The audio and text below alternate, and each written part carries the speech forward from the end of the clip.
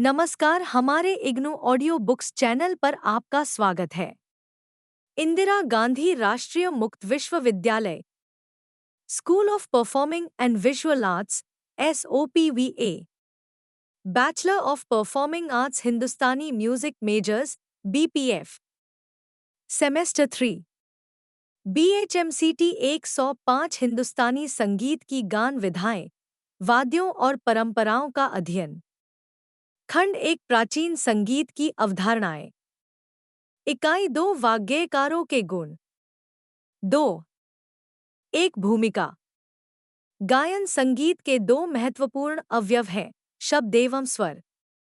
शब्द कथानक रूपी शरीर का निर्माण करते हैं और स्वर उसे धुन रूपी आत्मा पहनाते हैं।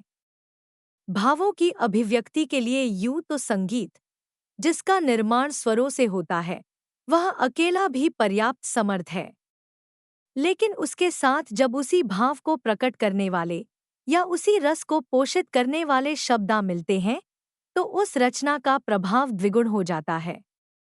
हमने देखा है कि वाद्य संगीत यद्यपि अपने आप में संगीत का एक स्वतंत्र बहुप्रचलित प्रभाग है, तथापि उसकी तुलना में गायन संगीत साधारण जनमानस को अपनी ओर सहज ही आकृष्ट कर लेता है, जिसका कारण है शब्दों की भावनात्मक संगति। वस्तुतः शब्द अर्थात साहित्य और स्वर अर्थात संगीत अपने आप में पूर्ण होकर भी जब एक दूसरे का हाथ पकड़कर चलते हैं, तब भावों का सबसे सटीक आकलन संभव हो पाता है। मध्यकाल तक संगीत की भाषा में गीत अथवा पद को मातु कहते थे तथा उस पद अथवा गीत के रचना करने वाले को मातुकार कहा जाता था। वहीं गीत के राग तथा ताल पक्ष को धातु कहते थे एवं इस धातु की या यूं कहिए कि धुन की रचना करने वाले को धातुकार कहा जाता था। एक और शब्द है कुट्टिकार, जिसका अर्थ है किसी बनी बनाई धुन के लिए जो वाणी रचना करता हो। साधारण शब्दों में समझें तो फिल्म जगत में संगीत निर्देशक द्वारा थे। इस अध्याय में आप स्वरबद्ध पदों के रचनाकार के अपेक्षित गुण और दोषों के बारे में पढ़ेंगे। स्वरबद्ध गीत रचना एवं उनके गायन के विधि के में संबंध प्राचीन काल से ही विभिन्न संगीत शास्त्रियों ने अपने अपने मत बताए हैं, जिन्हें हम इस अध्याय में समझने की कोशिश करेंगे। 2.2 अधिगम से संप्राप्ति। इस अध्याय के पठन के बाद विद्यार्थी वाग्गेयकार को परिभाषित कर पाएंगे, वाग्गेयकार के गुण और दोषों को समझकर अमल कर पाएंगे, भविष्य में संगीत के क्षेत्र में सर्जनात्मक काम करते समय अध्याय में बताए गए बातों को क्रियान्वित कर पाएंगे। 2.3 वाग्गेयकार कौन है? आप सबको लग रहा होगा कि ऊपर दी गई इतनी लंबी भूमिका का सार क्या है। वस्तुतः हमारे विवेच्य विषय अर्थात वाग्गेयकार का सीधा संबंध स्वर रचना और पद रचना दोनों से है। वाग्गेयकार शब्द दो शब्दों के मेल से बना है, वाक् प्लस गेय, जहाँ वाक् का अर्थ वाचिक रचना या पद, साहित्यिक रचना तथा गेय का अर्थ स्वर रचना से है। इस प्रकार वाक् प्लस गेय प्लस कार का अर्थ हुआ शब्द व स्वर रचना करने वाला। दूसरे शब्दों में कहें तो वह व्यक्ति जो कि मातुकार भी है तथा धातुकार भी, उसे वाग्गेयकार कहते हैं। पाश्चात्य संगीत में इसे कंपोजर कहा जाता है। शास्त्रीय संगीत के सबसे प्रामाणिक ग्रंथ संगीत रत्नाकर के अनुसार वाङ्मातुरुच्यते गेयं धातुरिति भिधीयते, वाचन गेयं च कुरुते, यह सब वाग्गेयकारक है। हमने अधिकांशतः देखा है कि फिल्मों में गीतकार और संगीतकार दो अलग अलग व्यक्ति होते हैं। गीतकार केवल शब्द रचना लिखता है तथा संगीतकार उसकी धुन तैयार करते हैं। जबकि हमारे शास्त्रीय संगीत में ऐसे अनेकों नाम हैं जो इन दोनों कार्यों में सिद्धहस्त हैं। ये कलाकार राग की बंदिशों के शब्द तथा स्वरलिपि दोनों स्वयं तैयार करते हैं।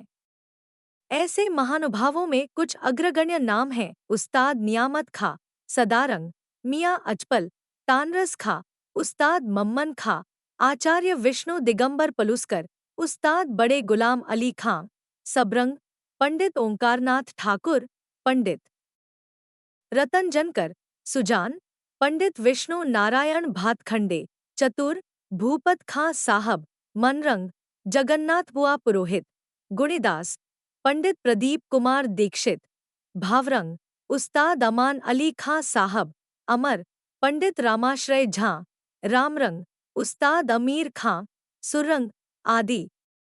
उपरोक्त वाग्गेयकार के अतिरिक्त भी इस सूची में अनगिनत नाम शेष हैं। आधुनिक काल में श्री शंकर अभ्यंकर, डॉ. प्रभा अत्रे, विदुषी अश्विनी भिड़े देशपांडे, वसंतराव देशपांडे के नाम उल्लेखनीय हैं। जैसा कि पाठकों ने देखा होगा कि कलाकार के सही नाम के अतिरिक्त कोष्ठक में एक और नाम भी लिखा गया है। दरअसल इसे उस वाग्गेयकार का सांगीतिक उपनाम कहते हैं जो कि प्रत्येक बंदिश में पाया जाता है। यह उपनाम रचयिता की पहचान तथा एक तरह से बंदिश पर उसके कॉपीराइट की तरह माना जा सकता है। 2.3 एक वाग्गेयकार शब्द का शास्त्रानुसार विवेचन। वाग्गेयकार कोई नया और आधुनिक शब्द नहीं है। प्राचीन काल से संगीत में ऐसे पुरोधा रहे हैं जो संगीत को नई नई बंदिशों की रचना करके समृद्ध करते रहे हैं। संगीत के प्राचीनतम ग्रंथों में से एक भरतकृत नाट्यशास्त्र एवं सर्वमान्य ग्रंथ पंडित शारंगदेव विरचित संगीत रत्नाकर में भी वाग्गेयकार के प्रकार, कोटि, गुणदोष आदि पर विशद लेखन किया गया है। इनके अतिरिक्त संगीत समयसार में भी वाग्गेयकार के गुणदोष कोटि आदि का विस्तृत वर्णन है। इस पाठ के विवेच्य विषय अर्थात वाग्गेयकार के गुण दोषों की ओर बढ़ने से पहले थोड़ी सी जानकारी वाग्गेयकार की कोटियों के विषय में भी जुटा ली जाए तो गुणदोष के विवेचन में पाठकों को अधिक सुविधा अनुभव होगी। 2.3 दो वाग्गेयकारों की कोटियां। संगीत रत्नाकर के अनुसार वाग्गेयकार 3 कोटि के होते हैं: उत्तम, मध्यम तथा अधम। आचार्य पार्श्वदेव कृत संगीत समयसार के अनुसार इन 3 कोटियों की उपकोटि भी है, यथा उत्तमोत्तम, उत्तम मध्यम तथा उत्तम अधम, मध्यमोत्तम, मध्यम मध्यम तथा मध्यम अधम, जघन्योत्तम, जघन्य मध्यम तथा जघन्याधम। इसी प्रकार अन्य विद्वानों ने भी अधिकांशतः 3 ही कोटि मानी है। पंडित शारंगदेव ने वाग्गेयकारों के गुणों का वर्णन करते हुए लिखा है कि इन सभी गुणों से युक्त व्यक्ति को उत्तम कोटि का वाग्गेयकार कहा जा सकता है। इसके अतिरिक्त मध्यम तथा अधम वाग्गेयकारों के लक्षण भी उन्होंने पृथक रूप से बताए हैं। 2.4 वाग्गेयकार के गुणदोष। चूंकि संगीत रत्नाकर में वाग्गेयकारों के गुण दोषों की विशद विवेचना भी है तथा यह ग्रंथ वर्तमान शास्त्रीय संगीत का सबसे प्रामाणिक ग्रंथ भी है, अतः हम रत्नाकर में वर्णित वाग्गेयकारों के गुणदोषों की चर्चा यहाँ करेंगे। जैसा कि पहले बताया जा चुका है कि संगीत रत्नाकर में उत्तम, मध्यम तथा अधम ये 3 कोटि के वाग्गेयकार बताए गए हैं, अतः ग्रंथकार ने इन तीनों गुणक्षण आदि भी अलग अलग बताए हैं। उत्तम वाग्गेयकार के गुण निम्नलिखित हैं: शब्दानुशासनज्ञान अभिधान प्रवीणता छंदः प्रभेद वेदित्वमलंकारेषु कौशलम रसभाव परिज्ञान देशस्थितिषु चातुरी अशेष भाषा विज्ञान कलाशास्त्रेषु कौशलम लयताल कलाज्ञानन विवेकोने काकुषु प्रभूत प्रतिबोध भेद भाक्त्वन सुभज्ञेयता देशिरागेष्वभिज्ञत्व वाक्पटुत्वम सभाजे रागद्वेष परित्यागः सार्द्रत्वमुचितज्ञता अनुच्छिष्टोक्ति निर्बंधो नूतन धातु विनिर्मितिः परचित्त प्रज्ञानम प्रबंधेषु प्रगल्भता द्रुतगीत विनिर्माण दांतर विदग्धता त्रिस्थानगम प्रौढ़िर्विविधालप्ति नैपुणम अवधानम गुणैरे भिर्वरो वाग्गेयकारक। संगीत रत्नाकर अर्थात पंडित शारंगदेव ने अपने ग्रंथ में वाग्गेयकार के 28 गुण बताए हैं जिनसे युक्त होने पर वह श्रेष्ठ वाग्गेयकार कहलाता है। जैसा कि हमने वाग्गेयकार शब्द की व्युत्पत्ति में भी देखा है कि पहले वाक फिर गेय, अतः ग्रंथकार ने प्रथम 8 गुण साहित्य या पद रचनाकार के संदर्भ में कहे हैं। उपरोक्त संस्कृत श्लोकों की नीचे दिए गए व्याख्या पर कृपया ध्यान दें। शब्दानुशासन ज्ञाना। प्रथम गुण के अनुसार वाग्गेयकार को शब्द अर्थात व्याकरण का ज्ञान होना अनिवार्य है। भारतीय संगीत में पद अनिवार्यता होता है और पद के आधार पर उसकी स्वर लय की योजना की जाती है। पद का साहित्य ही रस तथा भाव का निर्धारण करता है तथा उसी के अनुरूप राग तथा ताल का चयन किया जाता है। अपेक्षित रस तथा भाव के लिए सार्थक उपयुक्त शब्द चयन तथा वाक्य अथवा पद का व्याकरण के अनुसार सही होना अति आवश्यक है। अन्यथा निरर्थक शब्द या त्रुटिपूर्ण वाक्य न केवल हास्य का उद्रेक कर सकते हैं बल्कि रचनाकार को भी हंसी का पात्र बना सकते हैं। अतः वाग्गेयकार में शब्द अनुशासन सर्वथा अनिवार्य है। अभिधान प्रवीणता। अगला गुण है अभिधान प्रवीणता अर्थात प्रबल शब्दकोश का धनी होना। कई बार एक ही शब्द के अलग अलग अर्थ होते हैं, वहीं कई बार किसी बात को प्रमाणित करने या समझाने के लिए एक ही बात को अलग अलग शब्दों की सहायता लेनी आवश्यक होती है। इसके अतिरिक्त तत्सम भाषा की संस्कृतनिष्ठ हिंदी रचना में अधिकांश शब्द तत्सम तथा देशज अथवा लोक संगीत की किसी रचना में अधिकांश शब्द देशज होते हैं। में उत्तम वाग्गेयकार के पास समृद्ध शब्दकोश होना अत्यावश्यक हो जाता है। छंदः प्रभेद वेदित्व अर्थात छंद के भेदों का ज्ञाना संगीत के लिए की गई पद रचना एक गेय रचना होती है।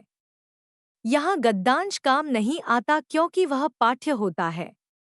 गेय रचना के लिए आवश्यक है कि वह किसी निश्चित छंद में बंधी हो, तभी उसके अनुरूप ताल का चयन किया जा सकता है।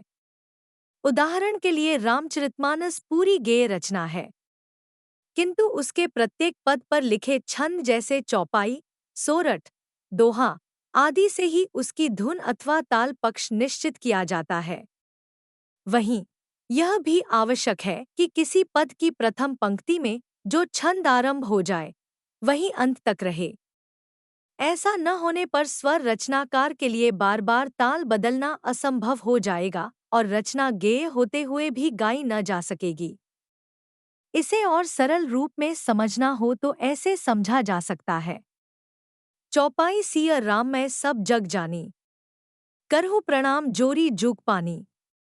दोहा जाकी जैसी भव्यता तैसी मिली सहाय, आपने आवे ताही पही, ताही तहाँ ले जाया।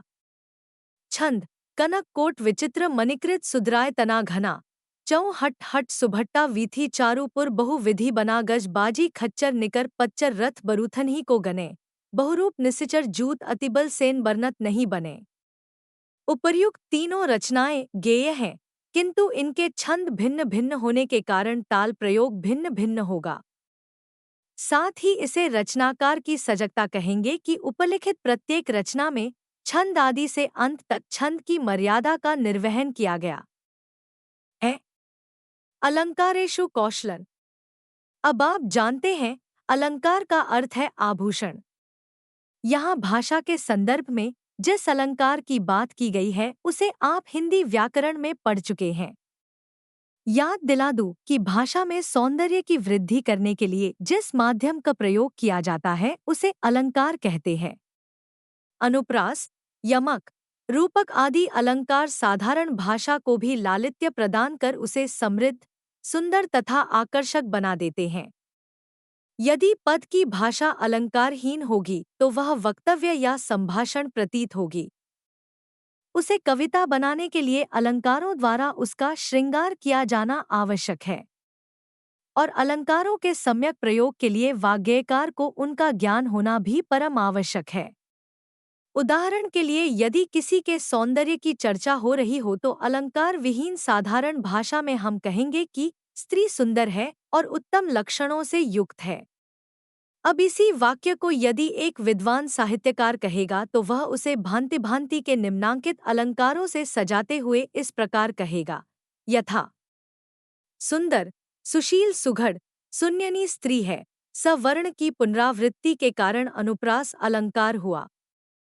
स्त्री साक्षात लक्ष्मी है, रूपक अलंकार। स्त्री चंद्रमा के समान सुंदर मुख वाली है, उपमा अलंकार। उपरोक्त विधियों के अतिरिक्त भी अलंकार कुशल वाग्गेयकार ऐसे अनगिनत प्रकारों से वाक्य संगठन पद में नवीनता और सौंदर्य का संचार कर सकता है। इसीलिए पंडित शारंगदेव ने उत्तम वाग्गेयकार का अलंकार कुशल होना आवश्यक माना है। रसभाव परिज्ञानन। उत्तम वाग्गेयकार के लिए अगला महत्वपूर्ण गुण माना गया है रस और भावों के प्रति विलक्षण समझ होना। संगीत के विषय में कहा गया कि वह भावों की अभिव्यक्ति का सर्वश्रेष्ठ माध्यम है। अव्यक्त को भी व्यक्त करने में केवल संगीत ही समर्थ है। वाग्गेयकार को यह बात भली भांति जाननी चाहिए कि वह जिस प्रकार के शब्दों व राग ताल आदि का उपयोग कर रहा है उससे उसे अपना इच्छित भाव अभिव्यक्त भी हो पा रहा है अथवा नहीं। हम जानते हैं प्राचीन और मध्यकाल में प्रत्येक राग एक अलग रस के साथ संबद्ध था। आज हम इसी को राग की प्रकृति भी कहते हैं। जैसे यमन चंचल प्रकृति का राग है, मालकौंस की प्रकृति गंभीर है। अतः वाग्गेयकार को यदि रस, स्थायी भाव, विभाव, अनुभाव, आलंबन, उद्दीपन आदि वैयाकरणिक, व्याकरण संबंधी विषयों का ज्ञान ही न हो तो उसके लिए रसानुसार राग चयन करना एवं भावानुसार ताल व लय का चयन करना असंभव होगा। देश स्थितिषु चातुरी। पंडित शारंगदेव के अनुसार एक उत्तम वाग्गेयकार को लौकिक रीति, बोली के साथ प्रयुक्त होने वाले लहजे या उच्चारण शैली तथा संस्कृति आदि का भी सम्यक ज्ञान होना चाहिए, क्योंकि पद रचना को गाने के लिए देश काकू अथवा क्षेत्र काकू का विधान भी कुशल वाग्गेयकार का अनिवार्य गुण है। अशेष भाषा विज्ञानम। उत्तम वाग्गेयकार को एकाधिक भाषाओं का ज्ञान होना चाहिए। रचना को साहित्यिक दृष्टि से समृद्ध बनाने हेतु, लोक संगीत की भाषाई मौलिकता हेतु देशज, विदेशी, तत्सम, उर्दू फारसी आदि की रचनाओं को भाषा की खिचड़ी बनाए बगैर अलग अलग रख पाना आदि ऐसे विषय हैं जिनसे वाग्गेयकार को प्रतिदिन जूझना पड़ता है। अतः वाग्गेयकार के गुणों में भाषा का सम्यक ज्ञान होना जरूरी है। कला शास्त्रेषु कौशलन। संगीत यदि सिर्फ संगीत रहे तो शायद यह विश्व का सबसे सरल विषय होता, किंतु जब हम बात करते हैं शास्त्रीय संगीत तब हमें कुछ कायदे, नियम आदि बरतने आवश्यक हो जाते हैं। संगीत रत्नाकर ग्रंथ के अनुसार एक उत्तम वाग्गेयकार को संगीत का कला पक्ष तथा शास्त्र पक्ष दोनों का भली भांति ज्ञान होना चाहिए। तौर्यतृत्य चातुर्यन। तौर्यतृत का अर्थ है गायन, वादन तथा नृत्य। अर्थात वाग्गेयकार को न केवल गायन का, न केवल वादन का, अपितु संगीत की तीनों विधाओं का सम्यक ज्ञान होना चाहिए। हृदय शारीर शालिता। इस शब्दावली को समझने से पूर्व इसमें प्रयुक्त हुए एक महत्वपूर्ण शब्द शारीर का अर्थ जान लेना आवश्यक है। अभ्यास के बिना भी राग को अभिव्यक्त करने की क्षमता को शारीर कहते हैं। वह ईश्वर प्रदत्त क्षमता शरीर के साथ ही उत्पन्न होती है, इसी से उसका नाम शारीर पड़ा। अतः उपरोक्त श्लोकांश का भावार्थ है कि वाग्गेयकार का शारीर सुमधुर, स्वाभाविक रूप से भावपूर्ण और सुरीला होना चाहिए। कई बार देखा गया है कि कलाकार क्लिष्ट रचनाएं करने में सिद्धहस्त तो होता है, किंतु उसकी रचनाओं में भावपूर्ण माधुर्य की कमी होती है। ऐसी रचनाएं अधिक सफल नहीं हो पाती। लयताल कला ज्ञानन। उत्तम वाग्गेयकार का लय तथा ताल पर अधिकार होना चाहिए। विलंबित, मध्य और द्रुत लयों में अबाध रूप से गायन कर पाना, आड़ी लयकारियों में भी अधिकारपूर्वक रचना का गायन तथा वादन कर पाना, रस एवं भाव के अनुरूप लय एवं ताल का चयन कर पाना आदि विषय वाग्गेयकार के लिए आवश्यक गुण हैं। अनेक का कुशु विवेक। जो विद्यार्थी काकू शब्द के अर्थ से परिचित नहीं है, उनके लिए बता दूं कि काकू एक विशेष प्रकार की स्वर लगाव की पद्धति है जिसका उपयोग भावनात्मक अभिव्यक्ति के लिए किया जाता है। स्वर काकू, राग काकू, क्षेत्र काकू आदि इसके 6 भेद है। सुगम संगीत में तो इसका प्रयोग बहुत अधिक है। शास्त्रीय तथा उपशास्त्रीय संगीत में भी भाव प्रधान आलाप आदि में इसका उपयोग होता है। अतः वाग्गेयकार के लिए यह भी उपयोगी गुण है। प्रभूत प्रतिबोध भेदभाक्त्वन। रत्नाकर की विभिन्न टीकाओं में इस शब्दावली की व्याख्या विद्वानों ने अपने अपने मतानुसार अलग अलग की है। यदि निष्पक्ष भाव से देखा जाए तो उन्हीं 12 स्वरों के उलट पलट से व्यक्ति भला कितनी रचनाएं कर सकता है, किंतु इसे हमारे गुणीजनों की विलक्षण प्रतिभा ही कहेंगे कि वे करोड़ों रचनाएं करने के पश्चात भी नित नवीन रचनाएं बनाने में जुटे हुए हैं।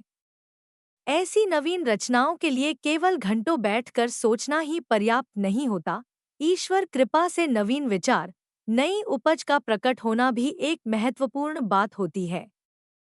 सभी बड़े कलाकारों को हमने साक्षात्कारों में कहते सुना है कि उनकी फ्लान रचना का आइडिया उन्हें फ्ला वस्तु बटा घटना को देखकर आया या अचानक उनके मन में ये शब्द आए और उन्होंने इसे गीत में परिणत कर दिया। ये अचानक घटित होने वाले किस्से ही प्रतिभा के उदित होने की उर्वरा भूमि होते हैं। मन में रचना के लिए उत्सुकता थी, मस्तिष्क में उसके लिए विचार थे, हृदय में नई रचना के उद्भूत होने की कल्पना थी, इसीलिए कोई नई उपज आई और सजग मन ने उन उच्छृंखल उपजों को एक सुपरिष्कृत रचना का रूप दे दिया। इसीलिए वाग्गेयकार में नित्य नवीन रचनाओं का जन्म देने वाली प्रतिभा का होना आवश्यक है। सुभज्ञेयता। संगीत रत्नाकर के अनुसार वाग्गेयकार को केवल रचनाकार नहीं बल्कि उत्तम गायक भी होना चाहिए।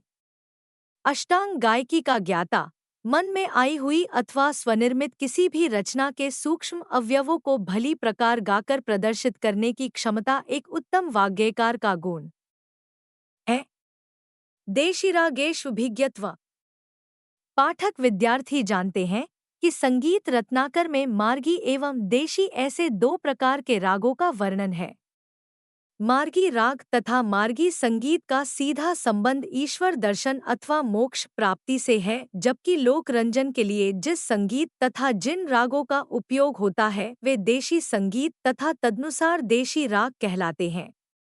अतः ग्रंथकार का कथन है कि उत्तम वाग्गेयकार को सभी देशी रागों का विद्वान होना चाहिए। जिस प्रकार पिछले पृष्ठों में हमने पद रचना के संदर्भ में वैयाकरणिक ज्ञान की अनिवार्यता की बात कही थी, उसी प्रकार स्वर रचना के संदर्भ में सांगीतिक व्याकरण अर्थात देशी रागों के पूर्ण ज्ञान की अनिवार्यता ग्रंथकार द्वारा बताई गई है। सभाज्य वाक्पटुत्व। वायकर कोई साधारण पुरुष तो होता नहीं जिसे केवल घर बैठकर घर के सदस्यों के साथ दैनिक जीवन की चर्चा ही एकमात्र कार्य हो, बल्कि वह तो सदा ही श्रेष्ठ गायकों, वादकों, संगीतकारों आदि से घिरा रहने वाला व्यक्तित्व है। साथ ही चूंकि उसे अपनी प्रत्येक नवीन रचना श्रेष्ठ संगीतकारों के समक्ष सुनाकर उनसे अनुमोदित भी करवानी होती है, ऐसे में वाग्गेयकार का वाक्पटु होना भी आवश्यक गुण है। संबंधित रचना के विषय में उससे पूछे गए प्रश्न आदि का उत्तर देने के लिए उसका वाक्पटु होना अर्थात बोलने या संभाषण में निपुण होना अति आवश्यक है। रोषद्वेष परित्याग। जैसा कि उपरोक्त अनुच्छेद में बताया गया है कि वाग्गेयकार प्रतिदिन भांति भांति के लोगों से घिरा होता है, या यूं कहें कि भांति भांति की मानसिकताओं से घिरा रहने वाला व्यक्तित्व है। इसीलिए उसका शांत स्वभाव होना भी जरूरी है। अलग अलग मानसिकता वाले कलाकारों को अपनी रचना का स्वर पक्ष, भाव पक्ष, ताल पक्ष सब समझाने में समय और धैर्य की आवश्यकता होती है। छोटी छोटी बातों पर रोष प्रकट करना या किसी सहकलाकार के प्रति द्वेष की भावना रखना उत्तम वाग्गेयकार का गुण कतई नहीं है। अतः ग्रंथकार ने रोष और द्वेष का परित्याग आवश्यक गुण बताया है। सार्द्रत्वं। वाग्गेयकार में आर्द्रता होना चाहिए अर्थात उसे भावप्रवण होना चाहिए। पाठकों ने यह कथन सुना होगा, भावप्रवण हृदय में ही कला का अंकुर फूटता है। भाव प्रधान संगीत का निर्माण शुष्क हृदय के लिए असंभव है। अतः वाग्गेयकार के महत्वपूर्ण गुणों में भावपूर्ण सहृदयता को भी स्थान प्राप्त है। उचितज्ञता। अर्थात औचित्य का ज्ञान। इसे यदि उदाहरण से समझना हो तो यूं समझेंगे जैसा हमने पिछले पृष्ठों में पढ़ा कि उन्हीं 12 स्वरों से प्रत्येक संगीतकार धुन बटा गीत आदि की रचना करता है। अब ऐसे में किसी न किसी स्थान पर उस धुन विशेष का साम्य यदि किसी अन्य धुन से हो तो केवल व्यक्ति की आत्मा ही यह सुनिश्चित करती है कि उक्त धुन के लिए उक्त व्यक्ति को श्रेय दिया जाए अथवा नहीं। संगीत निर्मिति एक जटिल प्रक्रिया है। उसमें जिनका भी योगदान हो उन सबको स्वीकृत करना या केवल स्वयं को महिमंडित करना, ये सब विषय उचितज्ञता सुनिश्चित करती है जो कि वाग्गेयकार का गुण होनी चाहिए। अनुच्छिष्टोक्त निर्बंध। उच्छिष्ट का अर्थ है जूठन अर्थात खाने के पश्चात जो भोजन शेष रह जाए। वाग्गेयकार के इस गुण को सबसे महत्वपूर्ण गुणों में से एक माना जाए तो अतिशयोक्ति नहीं होगी। हम इस शब्द का मूल अर्थ न लेकर केवल भावार्थ लेंगे। इसके अनुसार वाग्गेयकार में मौलिक रचनाएं बनाने का सामर्थ्य होना चाहिए। जो पहले ही कहा जा चुका हो या किसी के कथन से साम्य रखता हो, उसी की पुनरावृत्ति यदि आवश्यक भी हो तो शब्दशः वैसा का वैसा करना दोषपूर्ण है। उसे नए शब्दों में पिरोकर, नई राग तथा ताल में बांधकर मौलिक ढंग से प्रस्तुत करना उत्तम वाग्गेयकार का गुण बताया गया है। नूतन धातु विनिर्मिति अर्थात नवीन धातु स्वर रचना करने का सामर्थ्य। इस विषय को हमने पहले भी पढ़ा है कि मौलिकता वाग्गेयकार के लिए अति आवश्यक है। रचना चाहे साहित्यिक हो या सांगीतिक, कलाकार की छाप, उसकी मौलिकता, उसकी निजी शैली की झलक तो उसमें होनी ही चाहिए। उदाहरण के लिए सुरी श्रोता गीत सुनते ही पहचान लेते हैं कि किस संगीतकार की रचना है।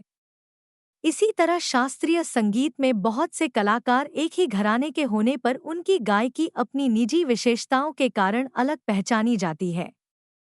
वाग्गेयकार के लिए भी यह आवश्यक है कि वह नवीन रचनाएं बनाने में इतना निपुण हो कि उसकी रचनाएं अपनी विशिष्ट शैली का निर्वहन करते हुए भी नवीनता का परिचायक हों। परचित्त प्रज्ञानन।